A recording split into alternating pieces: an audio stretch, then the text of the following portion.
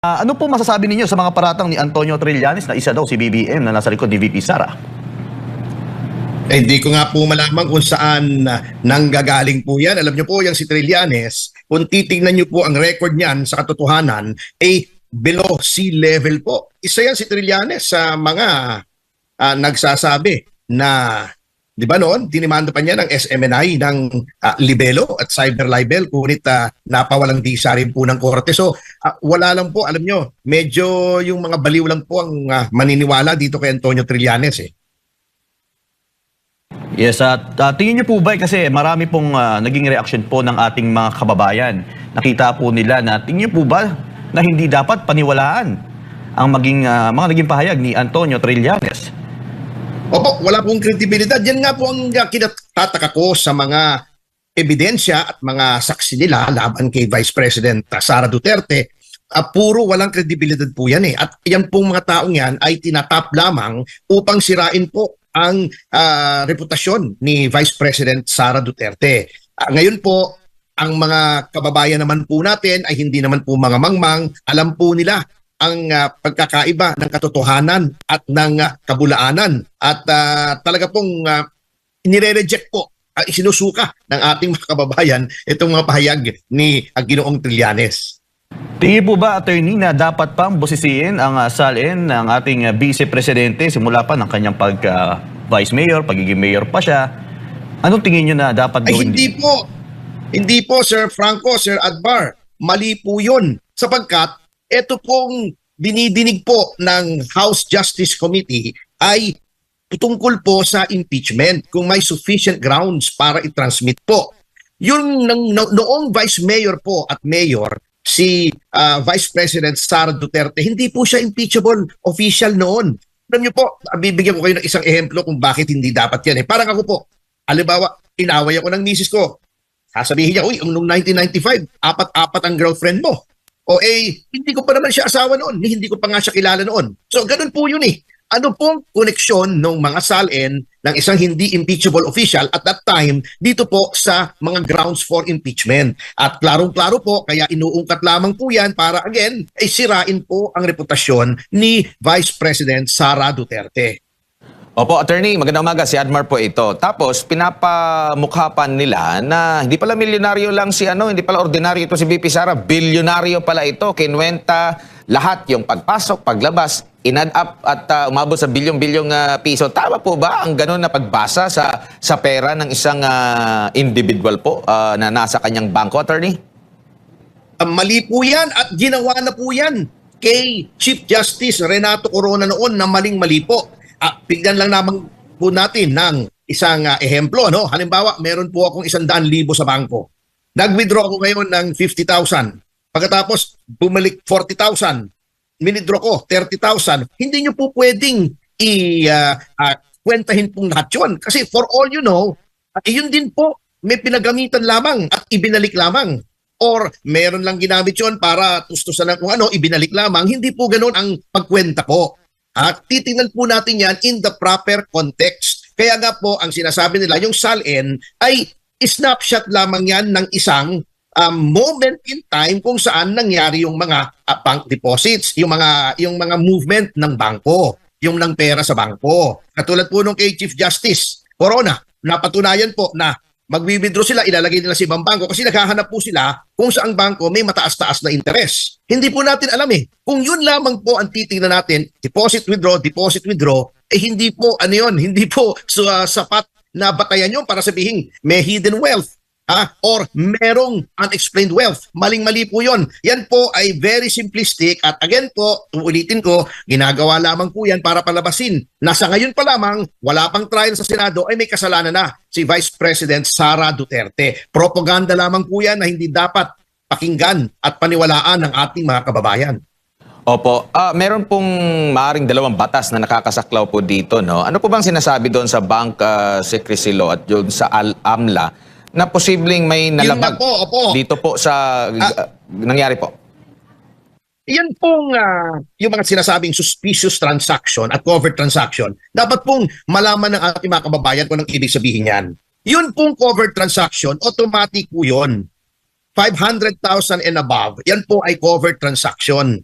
ayon sa Anti-Money Laundering Act. Yung suspicious naman, ganito po yan, ano? Kung ang nagdedetermine po kasi kung sinong suspicious o hindi naman hukuman.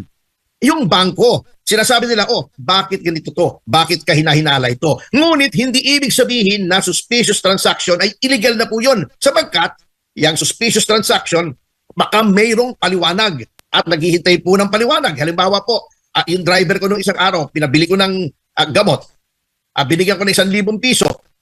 At alam ko ang presyo ng gamot na yun ay 500 piso. Bumalik siya sa akin, ang sukli lamang niya ay 300, so 700 yung nagastos niya. Suspicious yun. Bakit nung una, ang binili niyang gamot ay 500 pesos lang, ngayon ay 700 pesos. Di magsususpecha ako. Tatanong ko sa kanya, ba't ano nangyari? Sasabihin niya sa akin, sir, nung una generic ang binili ko kaya mura. Ngayon branded kasi walang generic. Yung suspicion ko ay nawala na. So hindi ibig sabihin, sinabi ng bangkong suspicious transaction yan na flag, illegal na yan kaagad. Sapagkat yan po ay maaring i-justify at ipaliwanag. So again, propaganda na naman po yan laban kay Vice President Sara Duterte. Kung may paglabag po dito, attorney, sino-sino po yung maaring mapanagot po dito? Yung nagbigay ng pahintulot sa kanya na ilahad itong mga kasama yung sa AMLA? Kasi dinitalye, pati yung mga sinasabing bangka transaction at iba pa po, attorney. Lahat po ay dapat managot.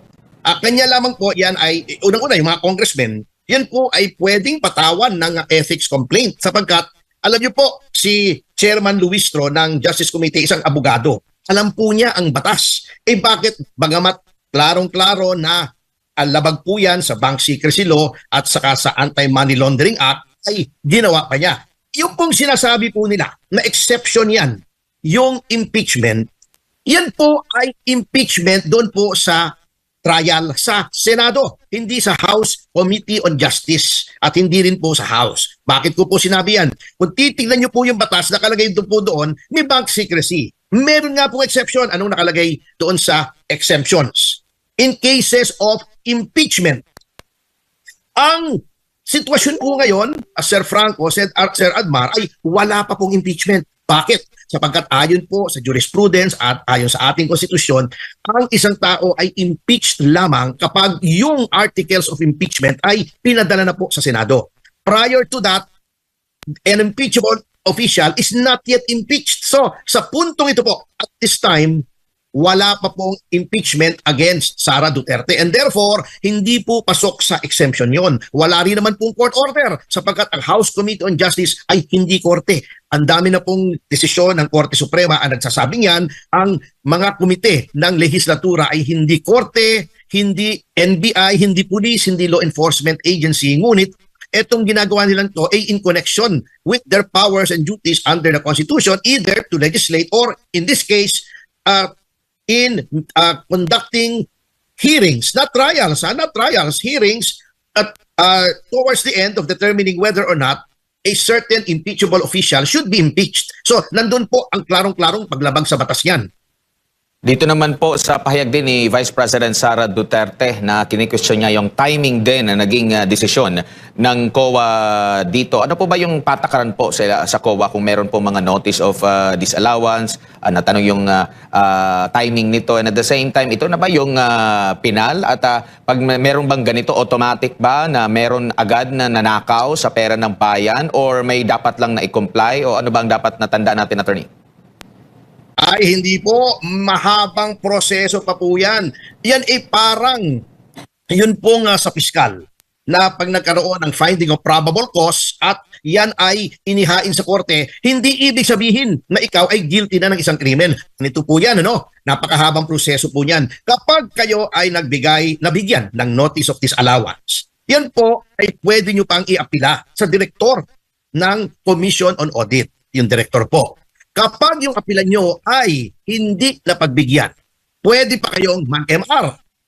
Kapag yung MR nyo ay dinenay, pwede pa kayong umakyat sa Korte Suprema under Rule 43 sapagkat under Rule 43 po ng ating Rules of Court, ang desisyon ng mga constitutional bodies, COMELEC, yung Civil Service Commission at ang COA ay appealable pa sa Korte Suprema. Kaya hindi pa po final yan. Bibigyan ko po kayo ng isang example. Yung case po ni Commissioner Rowena Guanzon di po ba noong 2022 ay ang COMELEC natin na isang constitutional body ay nagdesisyon na pwedeng maging nominee at representative ng isang party list si Binibining Guanzon.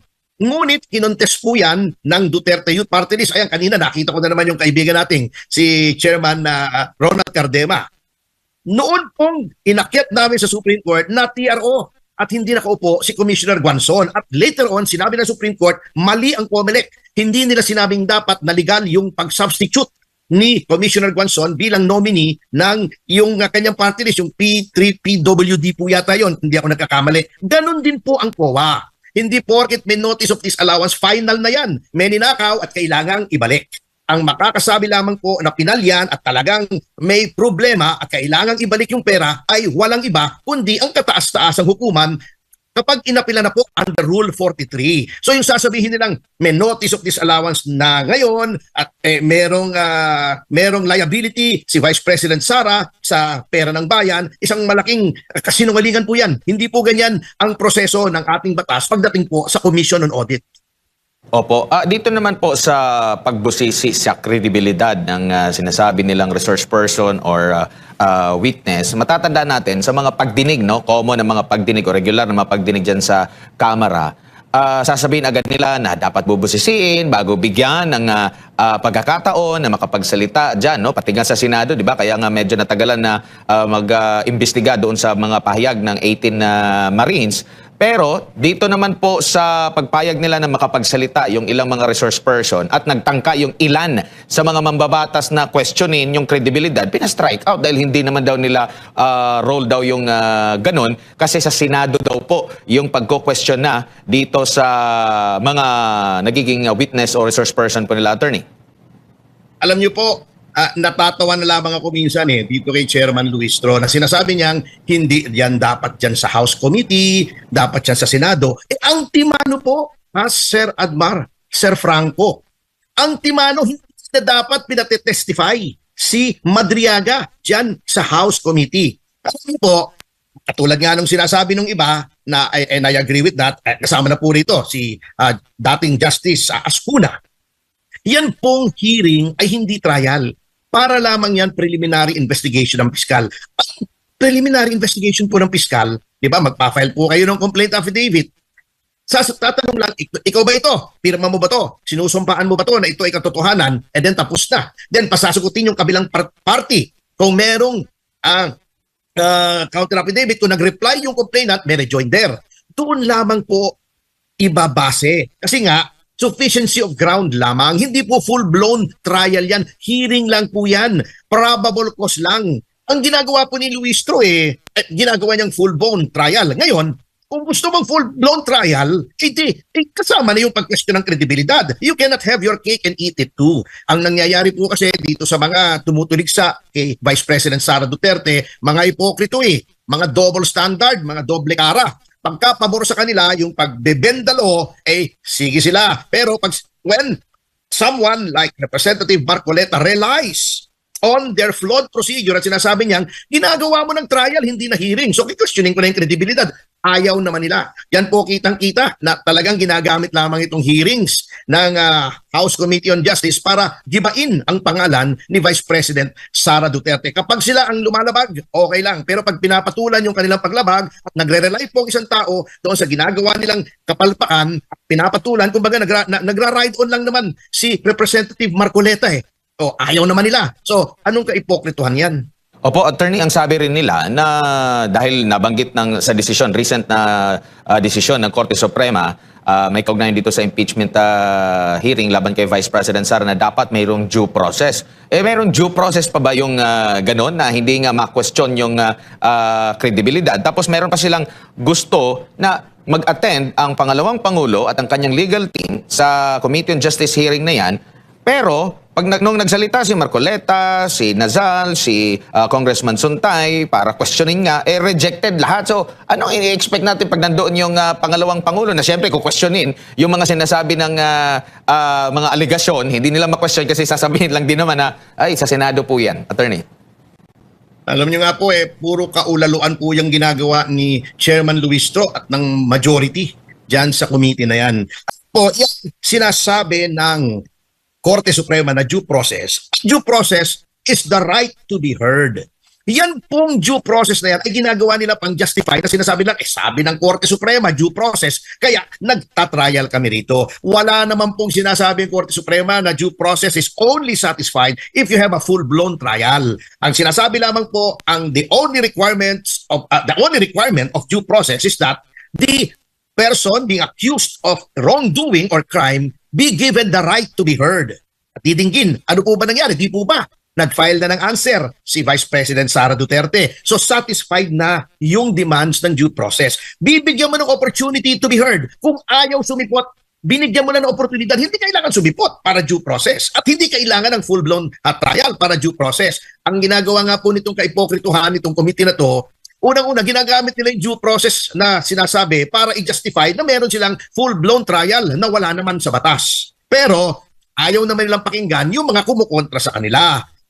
Yun pong sinasabi nila na dapat daw sumipot si Vice President at pagka hindi siya sumipot, it should be taken against him. Kaipokrituhan na naman yan. Bakit si Laila de Lima nung nag-hearing tungkol sa Bilibid drug trade ni Anino ni Laila de Lima, hindi siya sumipot? Napaka-importante nun para sa kanya, di ba? Ang pinag-uusapan doon, marami, yung Jonel, yung Saba, nagsusubukan ng Saba, bakit hindi siya sumagot? Hindi naman siya sinabihan na, bakit hindi ka sumagot? Hindi naman siya pinipilit na umapir doon sa hearing ng Bilibid drug trade. Si Luistro, di ba? Itinago niya yung asawa niya. Di ba? In-exercise niya yung option to remain silent. Ano nga yun obstruction of justice pa nga yung tutusin yung itatago mo yung asawa mo, di ba? Yan po ang sinatawag nating double standard at kitang-kita po yan sa majority, sa chairman ng House Committee on Justice at sa mga miyembro nito. Kaya akin pong ako pinananawagan sa ating mga kababayan, tingnan nyo po yung pagmumuka ng mga nandyan sa House Committee. Yan po ang mga tao, mga elitista, mga naghahari-harian na sinasabing sila daw ay kinatawa ng taong bayan, ngunit pinipigil po nila, sinisira nila ang gusto ng taong bayan na maging Pangulo sa 2028. Kaya tandaan nyo po mga pagmumuka niyan. Lalo na si Terry Ridon, hindi naman mahirap tandaan yung mukha niya at napakalaki ng mukha.